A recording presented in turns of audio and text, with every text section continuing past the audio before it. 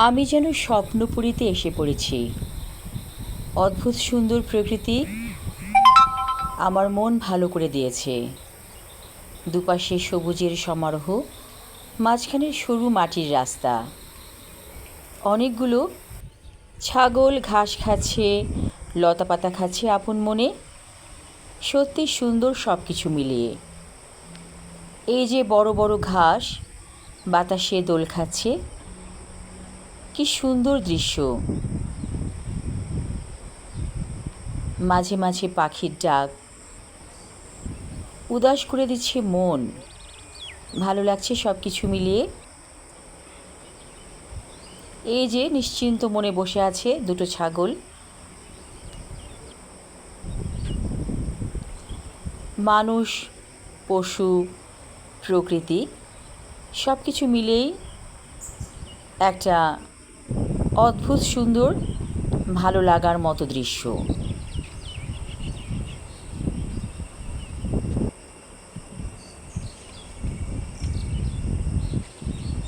পাখির ডাকগুলো অনেক ভালো লাগছে, কিচিরমিচির শব্দ। এই যেখানে একটা হাঁস বসে আছে, মনে হচ্ছে সে যেন ধ্যানমগ্ন অবস্থায় আছে। যেদিকেই চোখ যাচ্ছে ভালো লাগছে সব কিছু। সুন্দর একটা বিকেলের প্রকৃতি।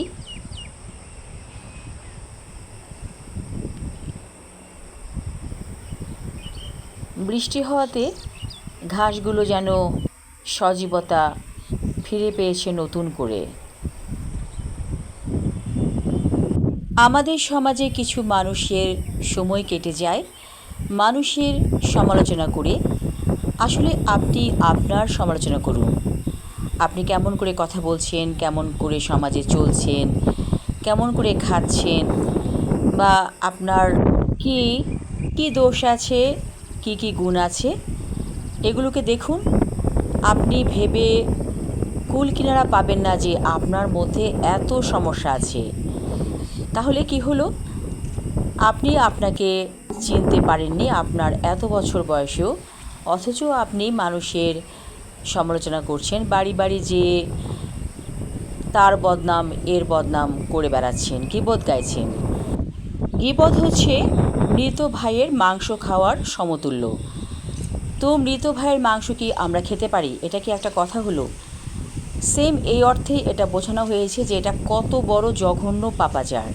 কিন্তু প্রত্যেকটি মানুষ এই গীবত নামের ভয়ঙ্কর শিকলে রীতিমতো বন্দী হয়ে গেছে।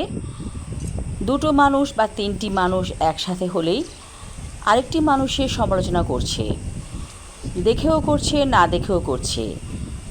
এই সমালোচনা আপনি কেন করবেন? এই অধিকার আপনাকে কে দিয়েছে?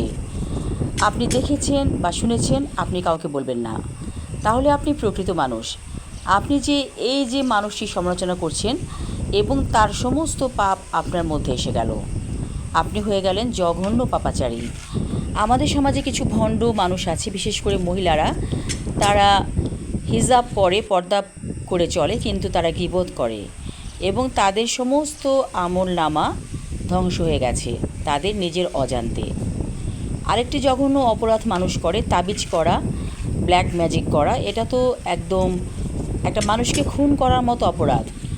খুন করা তাও সমাজ দেখলো আপনি একটা খুন করেই ক্ষান্ত হয়ে গেলেন, কিন্তু তাবিজ করলেন আপনি বছরের পর বছর, দিনের পর দিন, মাসের পর মাস একটি মানুষের জীবনকে বিপন্ন করে দিলেন। এতে তো আপনি অনেকগুলো খুন করে ফেলেছেন। কারো ক্ষতি করার জন্য যে ব্ল্যাক ম্যাজিক বা তাবিজ করা, এটি হচ্ছে জঘন্য পাপাচারের একটি। এতে আপনি নিজের জীবনেও অশান্তি ডেকে আনলেন। আপনি ভেবে দেখুন তো, আপনি কি শান্তিতে আছেন? আপনার সংসারে অশান্তি নেমে আসেনি? অবশ্যই এসেছে, কারণ আপনি অন্যের সংসারে আগুন লাগাচ্ছেন, যার কারণে আপনার সংসারে অশান্তি নেমে এসেছে। এই জঘন্য একটি গোপন পাপাচারের কারণে। এই যে গোপন পাপাচার মানুষ করছে মানুষের অজান্তে, এটি একটি বড় অপরাধ। এই অপরাধ যে করেছে তার মতো জঘন্য পাপী আর কেউ হতে পারে না।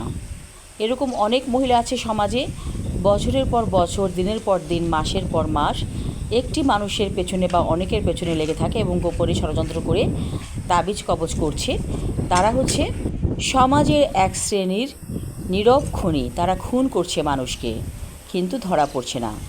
কিন্তু ধরা পড়ছে কার কাছে? আল্লাহর কাছে। একদিন তাদের বিচার হবে। যাই হোক, অনেক কথা বললাম। সুন্দর প্রকৃতির কাছে এসে মন ভালো হয়ে গেল।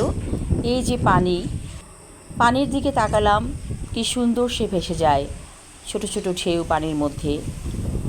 মনটা শান্ত হয়ে গেল। চিরচেনা এই প্রকৃতি আজ যেন অচেনা হয়ে আমার কাছে নতুন রূপে দেখা দিল। সত্যি ভালো লেগেছে আজকে এবং আজকের বিকেলটা। সবাই ভালো থাকুন, সুস্থ থাকুন, এই শুভ কামনা করছি। ধন্যবাদ।